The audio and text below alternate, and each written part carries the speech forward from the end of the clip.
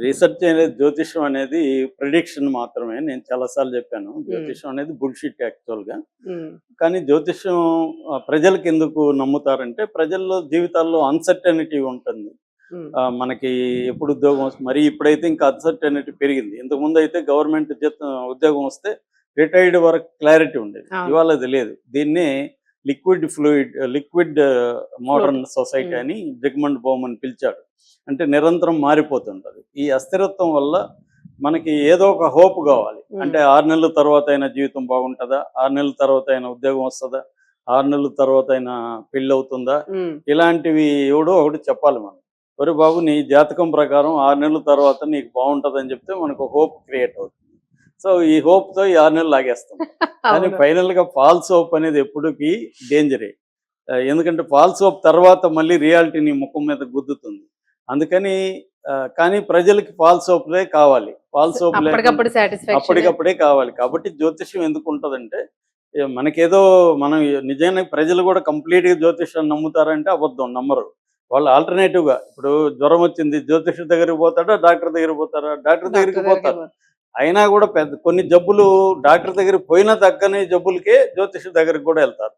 అంటే మనకు క్లియర్‌గా సమస్యకు పరిష్కారం లేనప్పుడే జ్యోతిష్యుడి దగ్గరికి హ్మ్. వెళ్తాం. వెళ్తాం. ఎవరైనా మనుషులు.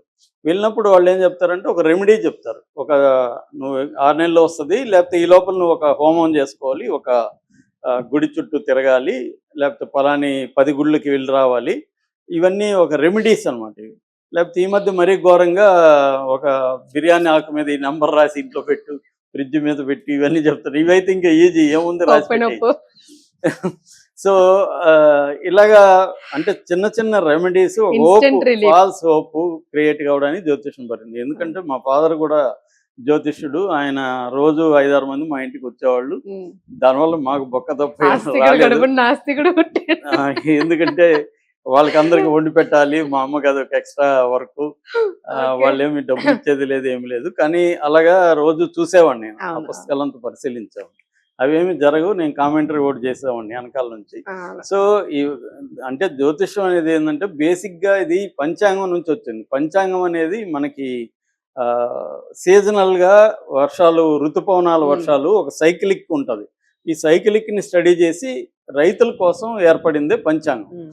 అంటే ఈ గ్రహాలు అవును. వర్షాలు ఎప్పుడు పడతాయి, దానికి భూమిని ముందే ఎలా రెడీ చేయాలి, ఇవన్నీ తెలియడం కోసం పంచాంగం రాశారు సైంటిఫిక్‌గా. కోశాంబి దీని మీద హిస్టారికల్‌గా కూడా రాశారు. హ్మ్. సో, అలాగే ఇప్పుడేమైందంటే వేణుస్వామి లాంటోళ్ళు దీన్ని మార్కెటింగ్ చేసుకొని ఇప్పుడు జ్యోతిష్యం అనే విపరీతమైన డిమాండ్ ఉన్న ఇవాళ. అవును. ఎందుకంటే డబ్బులు సబ్జెక్ట్. పెరిగింది.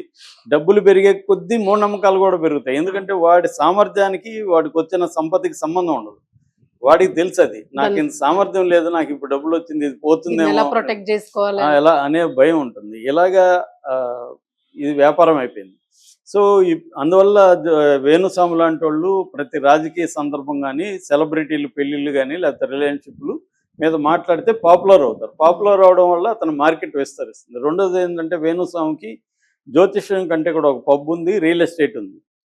రియల్ ఎస్టేట్ అంటేనే మంచి పరిచయాలు కావాలి. హైఫై పరిచయాలుంటే నీకు పెద్ద స్థాయిలో రియల్ ఎస్టేట్ మార్కెట్ చేయొచ్చు. హ్మ్. కాబట్టి ఆయన నిరంతరం పాపులర్ అవుతూ ఉండాలి కాబట్టి, ఇటువంటి సెలబ్రిటీల జాతకాలు ఎవరు అడగకుండా కూడా చెప్పడం, వాళ్ళు విడిపోతారనడం, అది కూడా కాంట్రోవర్షియల్‌గా ఉండాలి. హ్మ్. మంచి చెప్తే మళ్ళీ జరగదు. అవును. ఇప్పుడు విజయ్ ప్రభుత్వం స్థిరంగా ఉంటదంటే ఆయనకి ఎవరు ప్రాబ్లమ్ చూడలే ఉండదు. ఏమి రావు. విజయ్‌కి త్రిష వల్ల గండం ఉందంటే అది న్యూస్ అవుతుంది. సో, అందుకనే అతనికి ఇవన్నీ తెలుసు. అతనికి బాగా కామన్ సెన్స్ ఉంది. సినిమా రంగంలో నుంచి వచ్చాడు. పబ్లిసిటీ ఎలా చేసుకోవాలో తెలుసు. అందుకనే అతను ప్రతి దాంట్లో ఎంటర్ అయ్యి చెప్తాడు. ఇప్పుడు ఏం చెప్పాడంటే అతను, విజయ్‌కి ఈ తక్కువ సీట్లు రావడానికి త్రిష కారణం అని చెప్పాడు. హ్మ్. అంటే రాజకీయాలు గాదు, డీఎంకే ఉండడం గాదు, ఏఐడీఎంకే గాదు, త్రిష వల్ల గండం ఏర్పడింది విజయ్‌కి అని. అంటే ఒక ఫేక్ కారణం చెప్పడం ద్వారా ఇది ఫేక్ కారణం. దీన్ని ఎలా నువ్వు ఎస్టాబ్లిష్ చేస్తావు? అంటే ఆయన ఏం చెప్తాడు?